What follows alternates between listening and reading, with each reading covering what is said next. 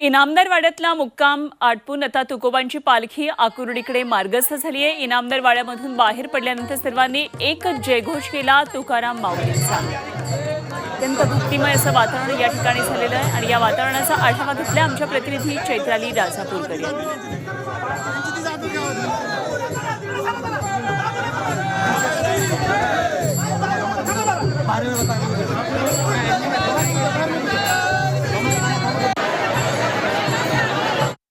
जगद्गुरू संत तुकाराम महाराजांचा इनामदार वाड्यातील मुक्काम आता संपलेला आहे आणि पालखी जी आहे ती आता आकुर्डीकडे मार्गस्थ होत आहे। पंचपती पार पडलेली आहे, त्याचप्रमाणे संत तुकाराम महाराजांची आरती देखील पार पडलेली आहे। इनामदार वाड्यातून आता ही पालखी जी आहे ती निघून आकुर्डीकडे मार्गस्थ होत आहे। देहूकरांना निरोप दिल्यानंतर आज पालखी आकुर्डीमध्ये मुक्कामी राहणार आहेत।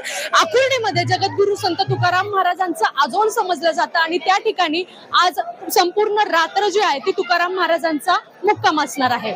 चैत्राली राजापूरकर, झी मीडिया, देहू।